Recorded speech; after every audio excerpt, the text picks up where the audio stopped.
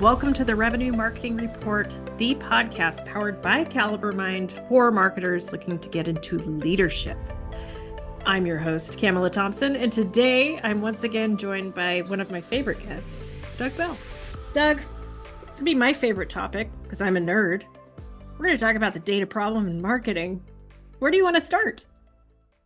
How about, can we not? Is that possible? No. This is my time to shine, sir.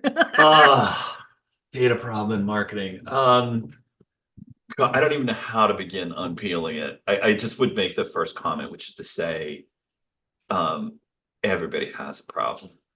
Yeah. There's no perfect order. And I think you actually stated it perfectly yesterday when you talked about how each tool in our ginormous tech stack in marketing was not built with a standardized schema or data structure in mind. It's perfect. Yeah, and I think that creates lots of complexity. But okay, here's what I'd say. I'll repeat a little bit of what I talked about in prior episodes and just say very simply that the average tech stack is not organized to deliver a singular data set. Okay. And so that in and of itself creates lots of complexity. But I got to tell you, like, as much as the MOPS people listening into this are going to be furious with this next comment, I think that's the lesser of the problems that are driving data problems generally. And I would put them in this grouping. So we'll just say that a lack of common vision on your MarTech/RevTech stack is a big problem. And all the data it throws off all the complexity. Just acknowledge that, one. But two, let's take this idea of an architect of a system, or an architect, and what I mean by system is not the software, but the concept of the engine you're delivering. That in and of itself, that system, your ability to measure it and understand it depends on this data set. And unfortunately, there's just way too many folks that don't understand what data to look at. So you get this data mess, right? And so I'll give an example. Have worked with organizations who have represented their marketing progress through the lens of their email marketing tactics, right? We're crushing it. Look at this data. Look at these numbers. And my mind immediately goes to, you guys don't understand. You don't understand what you're driving towards. And as a result, what ends up happening there is just there's a bit of a mess that comes because you don't understand what it is you're driving towards. So I'm going to say that's one sort of grouping, bunch of stuff we can talk about there. And by the way, folks, if this sounds critical or cynical in any way, it's not. Like, I have created that problem myself. This comes from experience, right? Not knowing really what it is you're driving for. And then the final thing I'm going to say is really just bad data hygiene. It is such a bane of marketers and sellers. And it's so easy to sort of slip under the water here when it comes to this stuff. And I have to say, for me, that is like job one on some level. It's, can you get your organization to a spot where you trust the data? Like, how many times, Camela, have you been brought in and the first thing they say is, what? I don't trust my data. Oh, yeah, I've never trusted marketing's data specifically. So, one of the most eye-opening experiences, I've had a few in my career, but I am being called back to this time when I was in revenue operations before it was technically revenue operations, because they kind of just plugged me in wherever they thought there was a problem that I might be able to fix. And I started in sales operations, moved to CS. Marketing was kind of the last frontier. And that entire time, I was so frustrated with how often marketing operators would blow up downstream systems. They didn't understand how things were working. It was just super frustrating. Then I had their job. When I tell you marketing systems are not they're not built to do anything remotely what your CRM is meant to do. I was stunned when I found out that the market-leading marketing automation system didn't have the concept of an account or an opportunity. Those objects simply do not exist. So when we were getting frustrated with marketers for over-reporting pipeline and bookings, it's because they had some issues with the deduplication because they had to put formulas or lookups or push data onto every single one of their contact records. It was insanity. So that was really eye-opening for me, and it really helped inform how I thought about campaign member, all of that data structure. It's complicated. I'm not going to say it isn't, but I think there is a way for us to get to more of a gold standard. There's always going to be exceptions, but I really do feel like there is a way to get there. And I know Caliber Mind helps a lot of their clients do this, but I also contract with clients and help them through their data structure. It's complicated. It's hard. Yes. I feel like I have to make this comment, and if I don't make it, the marketing part of my brain will grab me and strangle me. And that's this. So often, we're never going to get to the point where we feel like we have the exact right data at the exact right moment. It will always be our struggle. And I think that I'm so privileged to work with so many brilliant marketers, and having had the opportunity to work with other brilliant marketers in my career over time, I have to say the people that, hit those data walls and goes, wow, I can't do anything with it. Guess what? The people that are kicking your butts are going, this is the data that I need. I'm going to make sure I have the data I need. I'm going to isolate that data. I'm going to short sprint projects on it, and I'm going to move on to the next data set. I'm going to make sure that data set is working. Right? Those are the people that are kicking our butts. And what they're doing is they're saying, my job is not to design the Starship Enterprise marketing programs. My job is to design this tiny little improvement in existing infrastructure. And it's those folks that are going, you know what? I'm going to make sure that data set is as useful. And here's the thing, my marketing brain would kill me if I didn't say. It's not about perfect data, it's about useful data. Mm-hmm.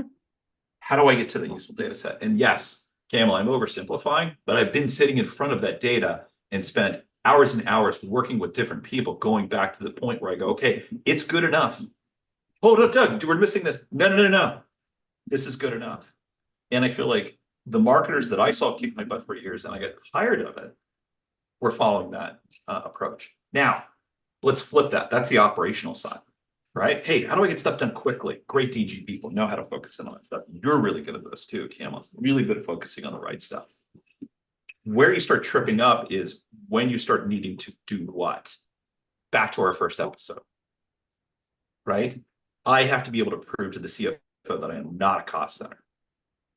And that's where everything you're talking about, lack of data integrity, the poor data hierarchies, lack of design, getting to an attribution model so you can go back yeah, that gets really complex really fast. But I'll tell you what, Camela, I will take a single touch model with an ROI on top, because guess what? 0 and 1 is better than 0. Yeah. Incremental. I agree. And I started my career in financial analytics and managing databases and doing those sorts of things. No data is ever perfect. And I think George Box was a UK statistician in the 1970s. He said, all models are wrong, but some are useful.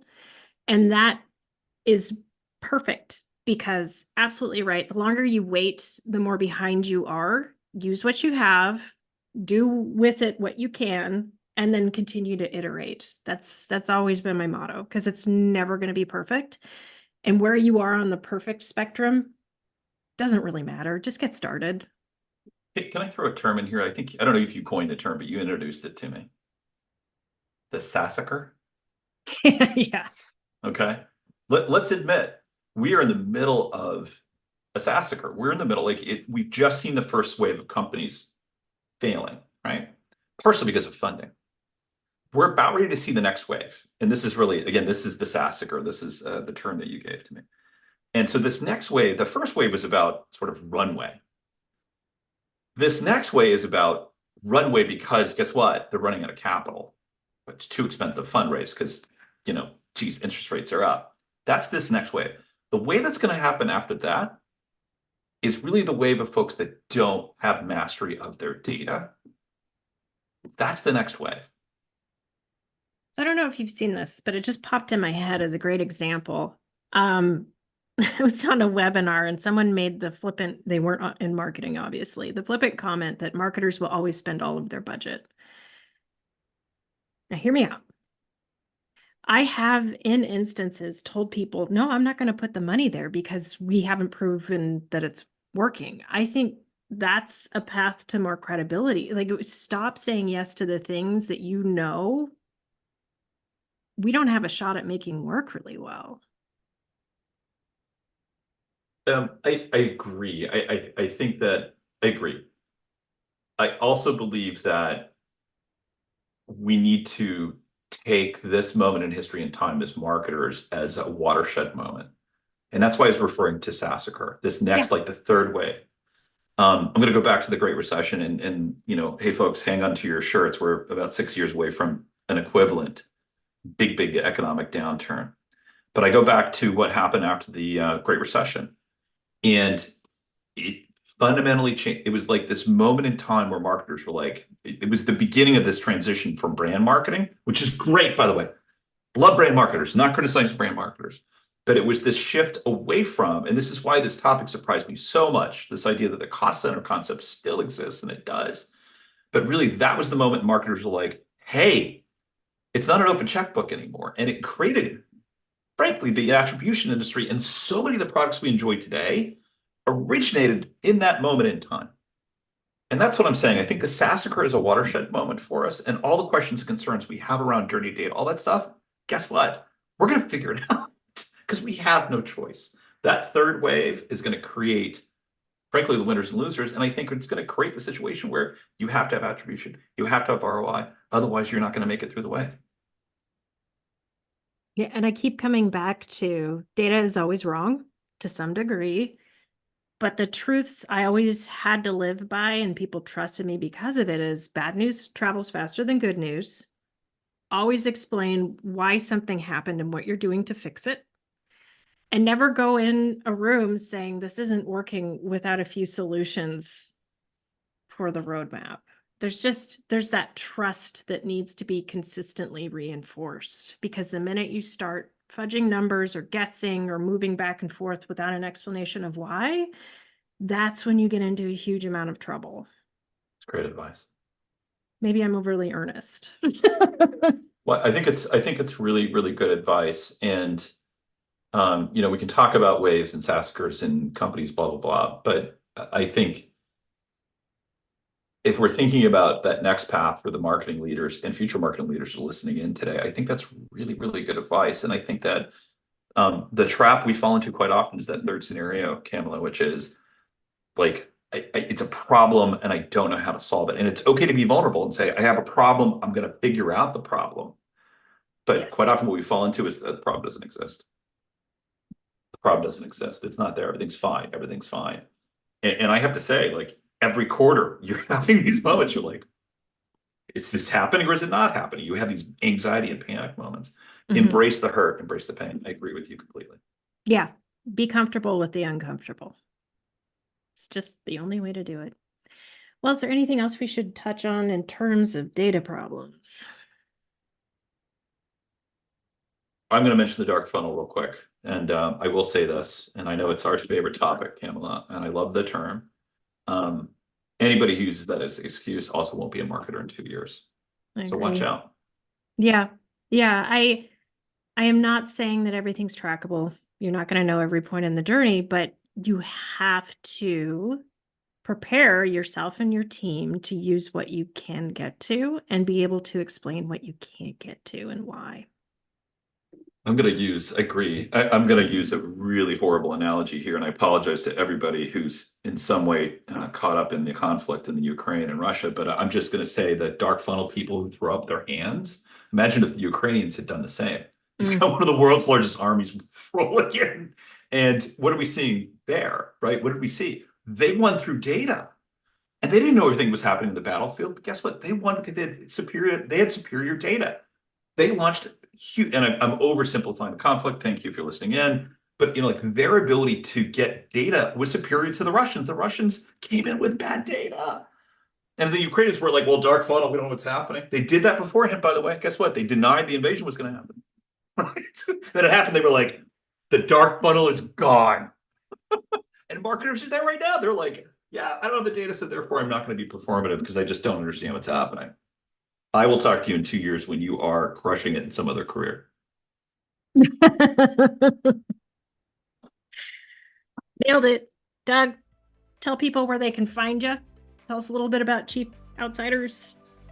Hey, folks, you can find me online. My handle is @MarketAdvocate. You can find me on X, and then you can always find me on LinkedIn. There's lots of Doug Bell, so look for the Doug Bell from Chief Outsiders, or you can come to the Caliber Mind website, calibermind.com. You can find me there, and you can reach out to me through the website. Book a demo. Listeners, thank you so much for tuning in to the Revenue Marketing Report. Please tell 2 friends, subscribe, download, whatever you can helps. And for those of you looking for more great content like this, check out calibermind.com.